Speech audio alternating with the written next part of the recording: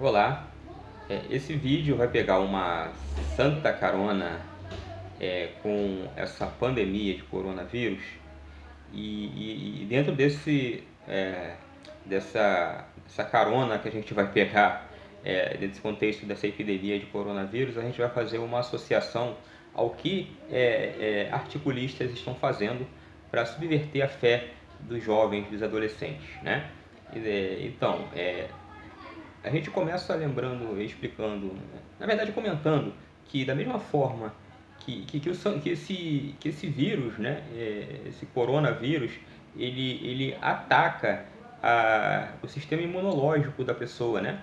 E ao atacar o sistema imunológico da pessoa, é, esse sistema imunológico ele fica sensibilizado, baixo, e vem outras bactérias, outros organismos nocivos ao corpo humano e que são eles que acabam matando, né, levando a óbito a pessoa infectada com o vírus. O vírus em si ele não não mata diretamente, não é letal diretamente, mas ele vai atacar o sistema imunológico, que agora passa a não identificar quais são as células e os organismos que são nocivos ao corpo ou não são nocivos, que são sadios ao corpo. E aí, dentro dessa confusão do sistema imunológico, qualquer micro-organismo venenoso, letal, ele acaba levando a óbito ao indivíduo.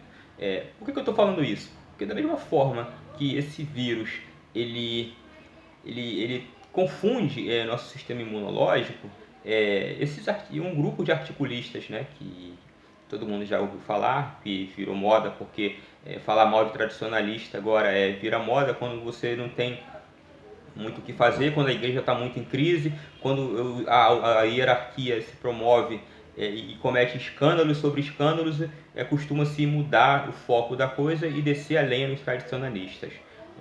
Então, um canal que se ocupa de dizer que os articulistas dizem que costumam catequizar os jovens, eles subvertem a fé desses jovens e fazem com que o senso, né, o seu intelecto desses meninos em formação, eles não consigam identificar o que realmente é católico e o que não é. Então, assim, esse blog, esse canal, esses articulistas, eles são insignificantes para quem tem uma formação mínima dentro do catolicismo, de catequese, né? Mas, infelizmente, por isso mesmo, eles vão se voltar ao jovem, o mais novo, os adolescentes que vêm de grupos de perseverança, que vêm da primeira comunhão, e recém-saídos de primeira comunhão vão para esses grupos de perseverança, de crisma. Então eles vão atacar esse pessoal e aí vão com as suas subversões formando aquilo que eles acham, que pensam que é a fé católica. Então, olhando, observando algum desses vídeos desses articulistas, eu pude observar que eles fazem alguns comentários, como eu disse em vídeos anteriores, em forma da retórica do espantalho, porque eles criam um espantalho daquilo que realmente é e passam para as pessoas, para o seu público-alvo, aquilo que eles entendem ser objeções de tradicionalistas, quando na verdade não são. Então, ele faz duas afirmações em um desses seus vídeos que são completamente pueris, né? Eles dizem que, sobre a missa, eles dizem que os tradicionalistas querem uma missa perfeita, ou seja, ele consegue aí fazer uma confusão mental, né, no indivíduo, porque ele não consegue entender, ele não separa a essência da missa, que é perfeita em si mesmo, que é o sacrifício de Cristo no Calvário, que é perfeito, tanto que revogou a antiga lei, os sacrifícios de bodes e carneiros, né, e instituiu a nova e eterna aliança, é o Cristo sacerdote, oferecendo Cristo vítima a Deus. Então é o sacrifício perfeito, é a essência da missa. Ele não consegue identificar isso das circunstâncias que acontecem dentro da missa, ou seja, a falta de fé do sacerdote, porque graças ao Concílio Vaticano II hoje é possível você celebrar na missa e ser padre sem ter fé na presença real de Cristo na Eucaristia. Você pode até ser ateu e celebrar a missa, porque ser padre, ser membro do clero hoje não é vocação, é profissão. Eu já ouvi muito isso desses cleros modernos que defendem essas mudanças conciliares. Então eles fazem essa confusão mental, eles não conseguem separar a essência da missa das eventualidades, ou seja, a falta de fé do sacerdote, o povo, os fiéis que não se vestem adequadamente para a magnificência do sacrifício, da perfeição do sacrifício, da grandiosidade do que é o sacrifício de Cristo no Calvário, desses mesmos fiéis que erradamente batem palmas quando Cristo está sendo imolado no Calvário, como se Maria, João e os apóstolos, os seguidores de Cristo, estivessem batendo palmas para Cristo sendo imolado na cruz. Ou com as suas roupas completamente imodestas e indecentes, e essas imperfeições é que eles vão falar. Eles fazem uma confusão, uma completação pueril, uma confusão pueril a respeito da essência da missa, que é perfeita em si, e dessas eventualidades que ocorrem dentro da missa, e para poder atacar os tradicionalistas, né? Então esse é o primeiro ponto que a gente tem que ressaltar. E no segundo ponto, eu vou colocar aqui o que eles disseram. Eles afirmaram, né, que para poder justificar todo esse abuso litúrgico que ocorre nas missas do Ordo de Paulo VI, onde todo mundo sabe que cada padre celebra uma missa diferente. Você vai numa paróquia, o padre celebra a missa de um jeito, você vai em outra paróquia de outro. Se você for num padre que é simpatizante da teologia da libertação, você já viu como é que é a missa, essas missas enculturadas, que até pipoca se oferece. E se você vai numa missa carismática completamente, diametralmente oposta, você vai ter lá aquelas orações em línguas, aquele chambalalá, e mais parece com um culto protestante. Então você tem e vários sacerdotes celebrando à sua maneira, à la Vanter, a mesma missa.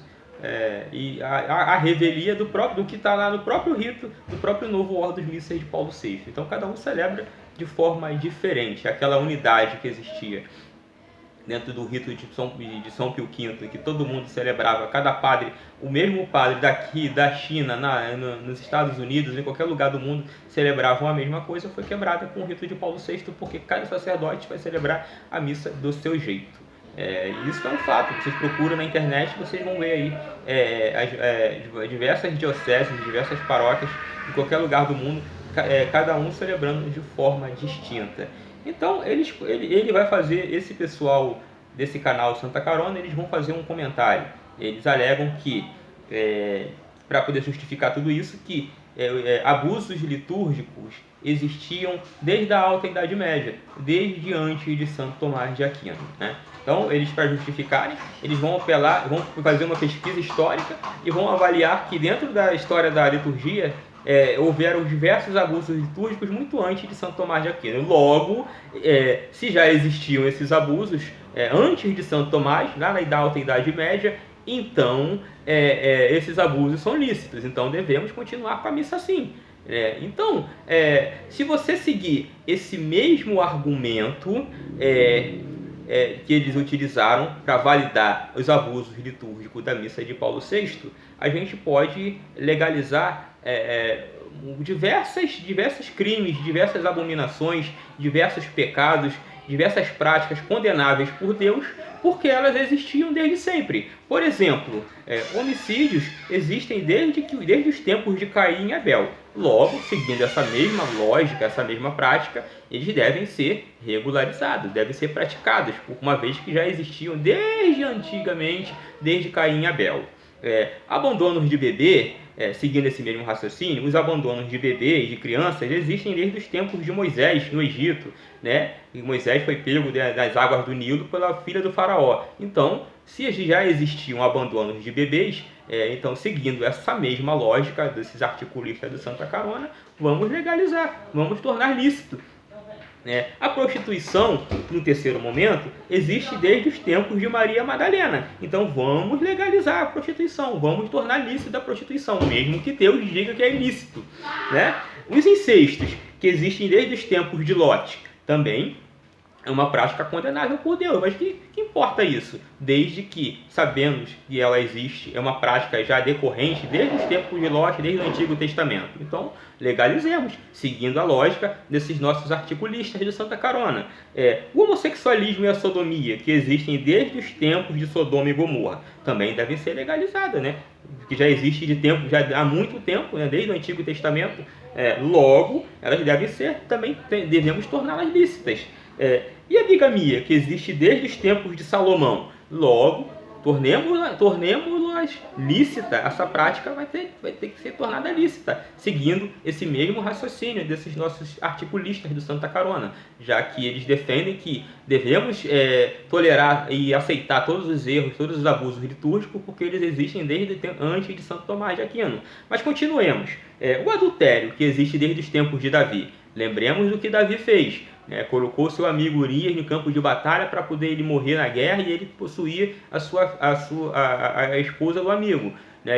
Isso para Deus foi considerado adultério, tanto que o filho desse adultério, Davi perdeu, morreu, e depois veio Salomão. Então, a bigamia, aliás, o adultério existe desde os tempos de Davi, logo devemos torná-lo lícito, mesmo que Deus abomine o adultério.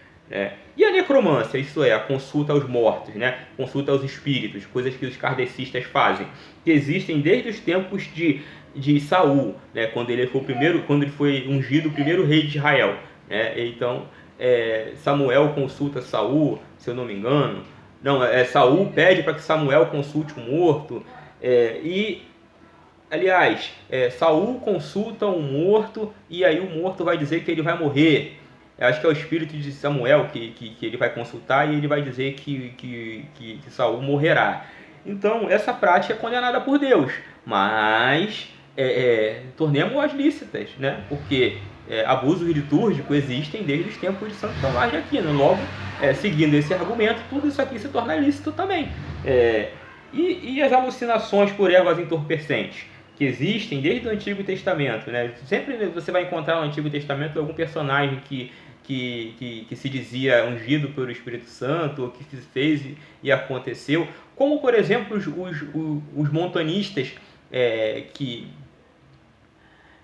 já no pós ai meu Deus, já na era cristã, no século 3, 4, que forjavam orações em línguas e essas coisas todas, e que depois foram condenados pela igreja. Agora eu não lembro se era montanistas mesmo o nome desse grupo, mas havia um grupo já no século 3, 4, que depois tomou base desse pessoal carismático, dos neopentecostais, que eles usavam ervas e depois diziam que eram ungidos pelo Espírito Santo, e esse grupo acabou sendo condenado pela igreja. Então, essas ervas, esse uso de ervas entorpecentes, elas existem já desde muito tempo, então tornemos-as lícitas. E o charlatanismo, em nome da fé, o charlatanismo consagrado, que existe desde os tempos de Simão Mago, também vamos tornar lícito, porque existe já há muito tempo.